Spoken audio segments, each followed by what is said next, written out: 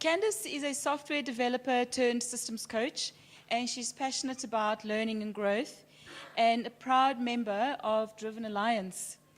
During the day, she helps teams and management understand how their work works. In her spare time, she's an active member of the community by being the organizer of the largest independent developer user group in South Africa. She's also involved in Sesonke Rising and is pretty passionate, if you follow her Twitter feeds, about high-heeled shoes.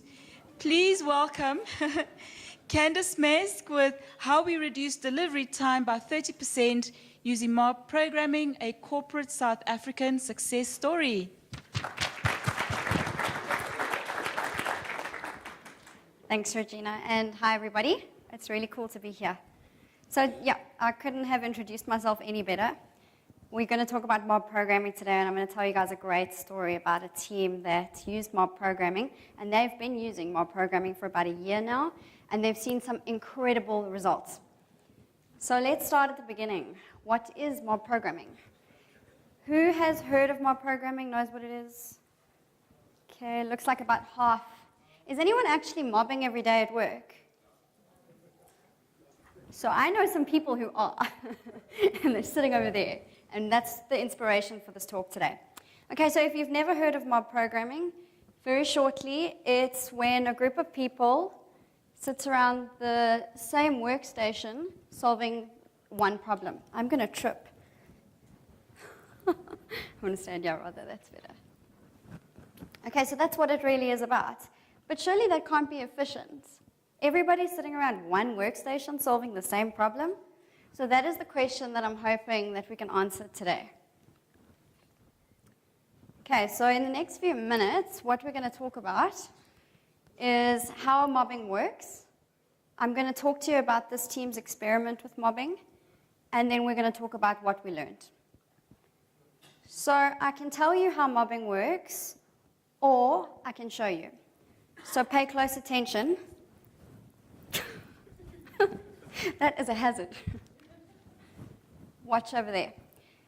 That is a team time warped, right? They're mobbing. What are some of the things that you'll notice there? Is anybody else tripping over this, or is it just me? Okay, so one of the things you're going to notice is that different people get a turn with a keyboard. That person is the driver. The rest of the team is navigating. When you're the driver, you have to take everybody else's direction until you're not the driver anymore. Typically in a mob, you'll rotate the driver about every 10 minutes, and you'll notice there that people are coming in and out of the mob, but still somehow there's momentum and there's still flow. It doesn't seem to be interrupted. So one thing that's key about mob programming is it's one thing only that's in progress. That team is solving one problem until it is done, or until it is not the most important thing anymore. So take another look at this. Who do you think this team is? Keyblade. Some of you know Keyblade, that's right. And which company do you think this is? Is this a tech startup? No. It's a corporate success story, so I suppose that was a dead giveaway. But this is a bank. To be very specific, this is First Rand Bank. And this team is developing software for the people that manage the balance sheet of the bank. So that's a pretty important team. And that's quite a serious function. But there's another reason why this team is important to me, and that's because this was my team. So as Regina said, I used to be a programmer. I think in a lot of aspects, you're never not a programmer. But I retired from programming last year. And when I left this team, because it was such a highly collaborative team, I didn't really know what to do with myself. I had nothing to hand over. Oh yeah, sorry, I missed a slide. So I decided to give my team a parting gift. They'd been diligently dotting their story cards every day at stand-up for years, but nobody had actually taken the time to interrogate that data and actually do some analysis on it. So in the last week, that's what I did. So I looked for a couple of things. the one thing that I looked for was the progress, the days that the team was making progress on a story, and the days that the team was not making progress on the story. So try and figure out what was the process efficiency ratio. And then I counted all the dots for all the stories and tried to work out what was the cycle time. So those were the things that we looked at. And I did that for about 3 months of data and produced some lovely reports for the team. And then I forgot all about them. So 3 months later, the team was doing some very interesting experiments. A little bit of self-selection to talk about what Sandy told us yesterday. The team had decided to split into 2 groups, and the one team was called Mini Blade. So Mini Blade contacted me and said, can I come and help them with their retros? Said, sure, no problem. At that time, they were doing more than just experimenting with splitting the team. They had also started this thing called mob programming. So one of the team members had gone overseas, and he had seen this other team in America that was mobbing, and he thought this was wonderful. So he took the idea to the team. And during that time, they found that they didn't have big enough screens. So he went home and he got his TV and he brought it to the office. And so they mobbed with his TV at one of the spare desks for a while. It didn't take long before the rest of the team cottoned on that this mobbing thing was a good idea. And before long, Mini Blade was no longer, and the whole Keyblade team was back together. And they were mobbing every day. So I stayed on for the ride. I facilitated the retros every 2 weeks for the team. I got them to do funny stuff, like walk on chairs and pretend there's sharks on the carpet in a bank. Guys, that's cool, right? Okay, so much retrospection happened. And during the time that the team had started experimenting with mobbing, they were discovering that there's a lot of discomfort in the beginning. Whose idea do we listen to? Who's got a voice right now? Who's being overheard? Who's dominating? Information overload. So every time we had a retro, the mobbing was the star of the retro show. So we talked about that. I don't know if you can read some of that, but it says things like, who do I listen to? What about who's going to hold the space? Who's going to make sure that the driver gets one message from the whole group? Those were some of the things that the team was thinking about. How do we all have a voice, and how do we all contribute to which direction this mob is going in? Also, should we retrospect every day maybe and try and figure out a better way of working? So retrospection was the order of the day when it came to mobbing. But eventually, all of the things that came out of the retro, all these rules, we need a safety list. We need to follow these rules, and we need to have a person that holds the space, and we need to have all these things. Eventually, that stabilized, and there wasn't a need for all that rigor anymore, and the team just knew what to do. It just worked. So then it dawned on me, I wonder what else is different. And I remembered those graphs that I had drawn up the previous year. And I thought, I wonder what that data looks like today. So almost a year later, again with 3 months worth of data, that's what I discovered. The cycle time had gone from 14 days a story, which is close to 3 weeks, to just under 10. That's 2 weeks. Not only that, the team had started churning out more stories than they had ever done before. I couldn't explain it, except for the mobbing. Either that or after I left, the team got very fast. So how does it work? This is what I think. I think that when you bring all those perspectives, and every single developer, every single person who does testing, every single person who understands the business comes in with a different perspective. When you put all those perspectives together, all the skills and the talents of those people, everyone's receiving the information at the same time,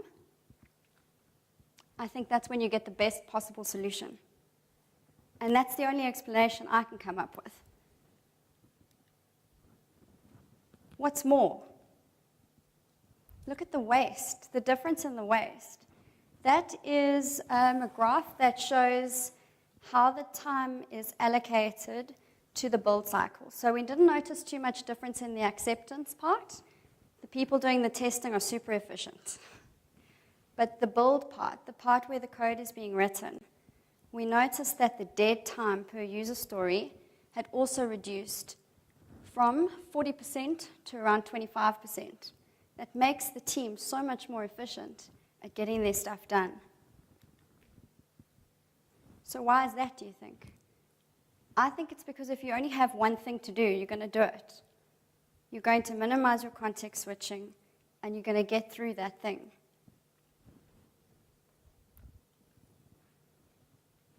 Okay, so some of the other things that we learned. So this is the data. This is the hard evidence that, for me, mobbing is a success.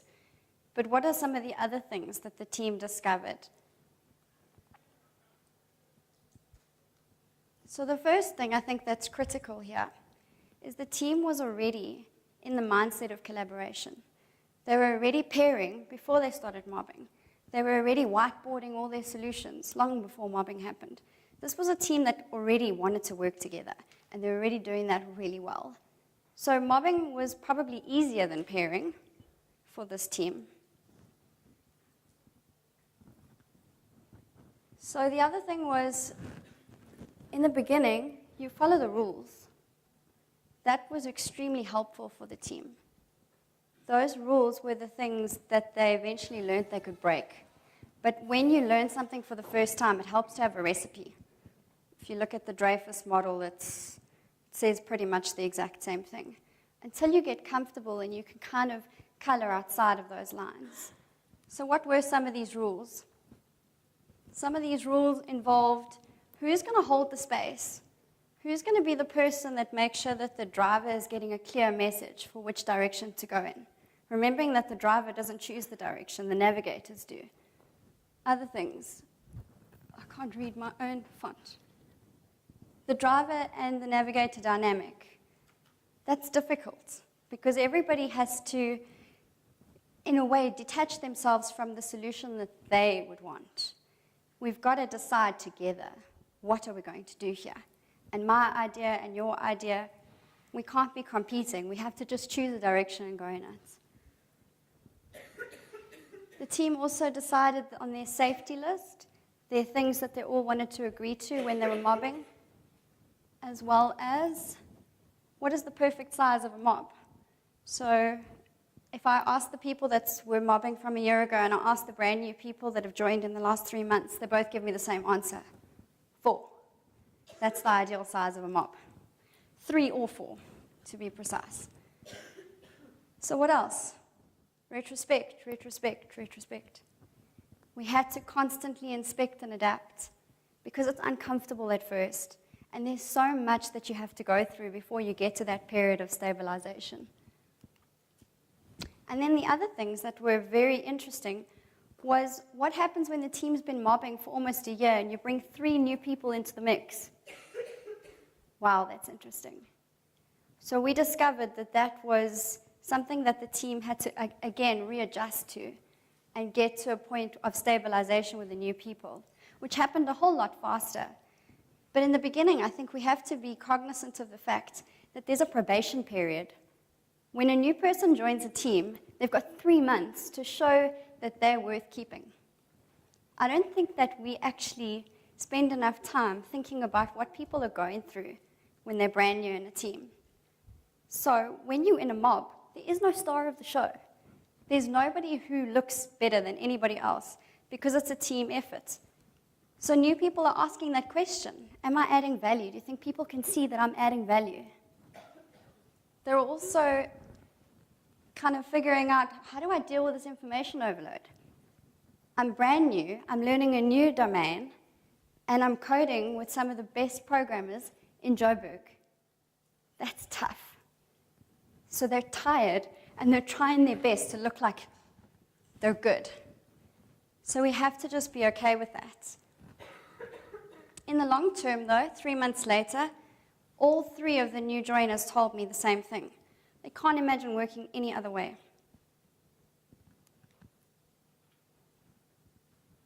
Okay, so I've told you all the positives. Let's talk about some of the trade-offs now. So the first one is this, those cheap changes. That thing you don't really want to enter into discussion about with 5 people.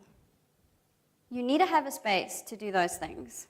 If it's a quick piece of refactoring, or it's just a tiny renaming, or whatever it might be, that doesn't warrant a long discussion.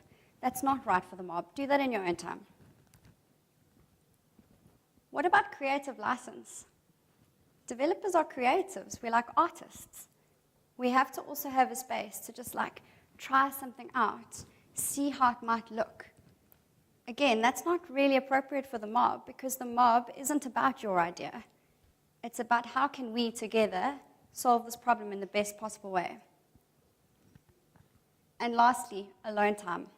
How many of you guys are introverts? Okay, I need a space sometimes. I cannot be around people for 8 hours. I've got to have a little bit of a me time. So typically what this team will do is they'll spend 5 hours in the mob, and those that come in early will spend some time on their own doing some of these things. You might call them random acts of kindness to the code, or just spiking something out if they've got an idea. And those that stay later will then do that after the mob is finished. So this question comes up, should we mob on everything? When is it okay not to mob? When is it better not to mob? So I've got a couple of ideas, but I'd like to hear from you guys when we go to the Indabitry if you're mobbing. When are also other times when you wouldn't want to mob?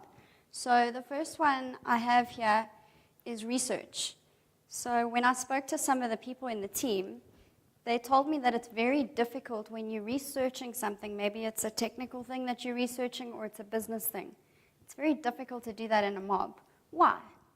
We learn in different ways. Some of us need to understand certain things first before we can pursue a path in this direction. So at those times, what this team sometimes does is they'll all bring their laptops into the mobbing area, but each person will do their research independently, and then they'll come together with everything that they've learned and figure out what they're going to do. So I also think if nobody's going to learn something from whatever you have to do next, maybe it's something really simple like a config change, or I don't know. There's many examples of something that's really repetitive in your code that you have to do. Everyone already knows how to do it. Should you be mobbing on it? Will you learn? That's up to you guys, but I think that's a case for not mobbing. Then lastly, if you haven't figured out what is the simplest thing you could possibly do that will add value, if you don't know the answer to that question, if you're sitting with a 100-page spec, don't mob. Go figure out that small thing that you're going to do that's going to add value, and do that, because when you're mobbing, you're only going to do one thing. So before I close off, have a look at this awesome team at their mobbing station. Have a look at these results.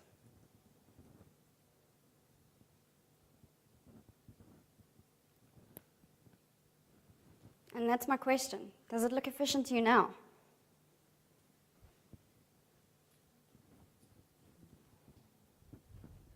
So my talk is over really fast because I'm dying to just talk to all of you guys. And I would like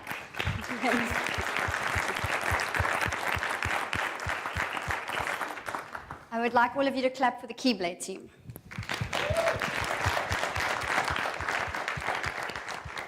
And Mark Pearl in his absence, because it's on his YouTube account that time warp video is, and you can find it if you look for him. And then let me introduce these guys to you. So we have Oz. Oz, are you here? He's emceeing Oh, he's emceeing. Okay, Oz is emceeing. We've got, I can't see this very well. Okay, there's Adrian, he's hiding.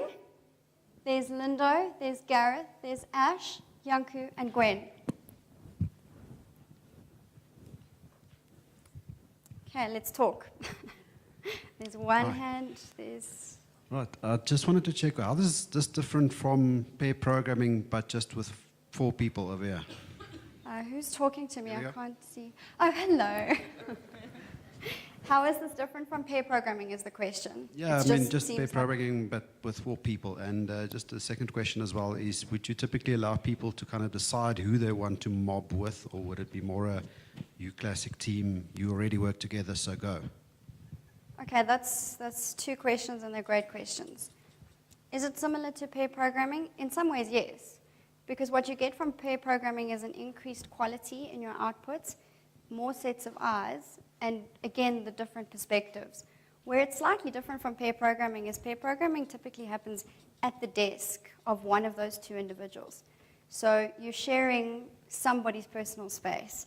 With mobbing, you tend to do that away from somebody's individual desk, so you almost go to a different place, and there's more of you. So it feels like a little bit more comfortable. That's the feedback I've received, and certainly that's been my experience as well. I find pair programming is extremely beneficial, but it does feel like, yeah, this person's very close to me right now. So from that point of view, yes. And then the other question was, how do you decide who's going to mob with you? So I think, I don't have a good answer for that. I think that mostly the answer is it depends. So if you have a nice small team, and I can talk about how Keyblade does it, they've got about 6 people in the team, and there's always 1 person or 2 people that's handling the support and the queries that are coming in from users. The rest of the team's at the mob station. That's how they do it. And that just works out to be like 4 or 5 people. Does that answer the question? Yes. Okay. I'm in the back. Hello. Hello. So I've got 2 questions on this. The one is, so you mentioned somebody came back from the United States and started doing this. Was there a specific problem that the team was experiencing that the view was this might solve it? And because I think your stats then came kind of after the fact. So I'm curious to know, was there a problem that was like, oh, this is our problem, let's mob, and then did it actually get better? The next question I had was around the stats themselves, because there was an analysis of, quote unquote, efficiency, and then a year later, another analysis of quote unquote efficiency. But a lot of other things would have changed in that time. So there's a familiarity with the domain. There's, depending on the team's stability, the nature of the work that they're on. So I'm curious, was there then an assessment at that point in time to say, if we pair, for example, versus 4 people, are we actually, comparing apples to apples, going faster or slower, generating more bugs or less, etc.? Yeah, thanks. Okay, thank you for that question, those questions. So the first one was there a problem? Not to my knowledge. Keyblade, was there a problem? It just looked cool, man. It was like mobbing. Yeah, let's try that. That looks awesome. That was the only real reason to do it, aside from there's some really, really good research out there by a guy called Woody Zuhl, which indicates that mobbing is actually extremely efficient. Okay, so that was the first reason. That was the first answer to the question. The second one was, are we comparing apples with apples? How would we know if mobbing was more efficient than, say, pairing? What was the stability like in the team at that point in time? Some of those things. So, I mean, there's always going to not be just one thing that changes. However, I can't say that the stability of the team was a thing. Pretty much when I left the team, 1 person came in, and there were no other changes for quite a few months. So to talk to stability, I think the team was pretty stable. And then to see if we could compare mobbing and pairing was kind of impossible because the team was so small anyway. So if we were pairing, we'd have 2 pairs. We wouldn't have a mob and a pair. Yep. Does that answer the question? Okay. Yes. Okay, all right. It's a quick one from me. I come from an environment where usually programmers are withdrawn. They like to be in their own world and they like their own space, like you said. So my question is, like, if you introduce something like more programming, do you find that, especially with your experience, do you find that the teams or the people in the teams are equally collaborative, or you do find that there's still others that are withdrawn? Okay, that's a great question. So I think the question is, with some of the teams, do you find that people are collaborative, or are there times where people are withdrawn? So in this particular example with the Keyblade team, as I said before, they had a pre-existing culture of collaboration. So as much as there are introverts in the team, for the most part, I think 95% of the team is introverted, they still would rather collaborate than work independently, and that's why those extra 3 hours a day, were key to actually get that fix. In other environments where I've tried to encourage teams to mob, I have found resistance. I think if it's not normal to you, if you're that person with your headphones on, getting your work done in the corner and you'd rather not be interrupted, this isn't going to be for you. This isn't going to be interesting. So I have seen, interestingly enough, you would maybe think buy-in from management is the problem. Management are usually happy to go with mobbing, but often the people aren't interested in working in that way. They'd rather work on their own. How many minutes do I have? Yeah, just one question. Yeah, go for it. Yeah, thanks for the talk. Sure. I'm interested in finding out, when you said that before you're running about 14 days a story, and then it moved to 10 days. Yeah. But that's with, so before that you were pairing. Yes.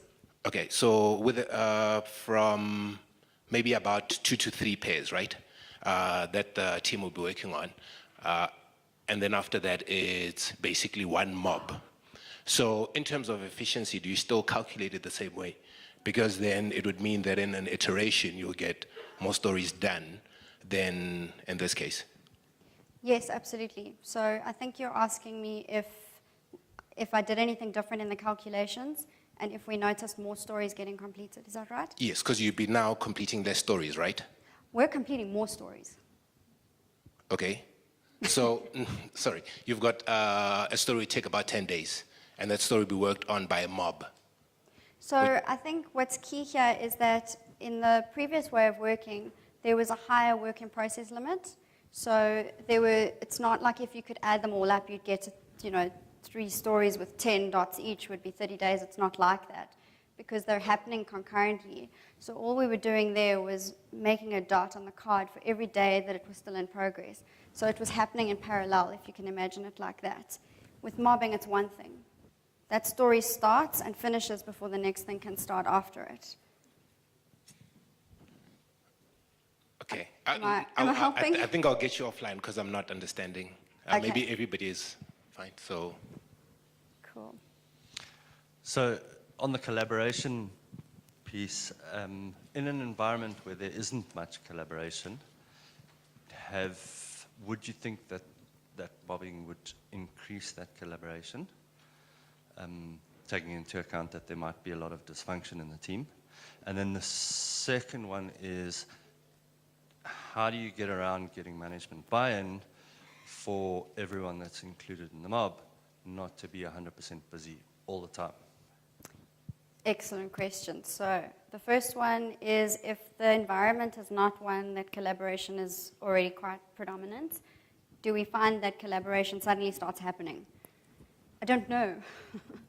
I've had a very difficult time trying to convince everybody who's involved in completing a piece of work that they should mob. I've been able to easily win over like 4 or 5 people and say, yeah, mobbing sounds great, but then there's always the other people that they have to work with that are like, nah, we don't want to do that. So I don't know yet. It's still probably too soon to tell. But what we have seen is people that wouldn't ordinarily work together, where they were quite interested to try this mobbing thing out, they spoke about things that they'd never spoken about before. So at another client where mobbing was something that we thought, we'll just give it a shot, we had a business analyst, we had some developers, and we had testers in a room. They'd never actually coded together, but suddenly the BA grabbed the keyboard and was coding and could read the code and could interpret the code and say, well, that business rule is not right here. So that was very interesting. And the other question is the buy-in from management, because now suddenly not everybody is busy. So that part is quite difficult. I haven't had a whole lot of difficulty getting managers to accept that mobbing can happen. They're like, cool, you can move your desk, you can do whatever you want to, but where they struggle is on the single piece flow. They don't want the whole team to work on only one thing, because as far as they're concerned, we can't stop anything. Everything needs to be started. And there's a whole lot of theory around that and really solid principles about why you can't start 25 things and expect to finish them all. So that part's tricky. We still have time for 2 questions. There's one here, and is there anyone else? Okay. Yeah, Austin. Hello. Hello. Thanks for the talk. That was awesome. remote mob programming, would it be really horrible? I don't know, has anyone tried it? Yeah? Okay, great. Can Yanku answer the question? Didn't you have someone in India at a point? Yes. So we did that for 2 weeks. We had one of our team go to India, spend some time there, and we tried remote mobbing with them. It can work, but I think it's tricky. I think the reason it sort of worked was because it was a person that was part of the team originally and then went somewhere else and then remote mobbed. There were some technical challenges, video feed stops working, the audio stops working, and that is actually quite disruptive to some extent. So even though we tried it and we got a bit of value out of it, it didn't really work well. So even though we had someone that we knew go over, I guess if you try it long enough, maybe it could work, but I haven't seen a real success out of it, no. Thanks, Yanku.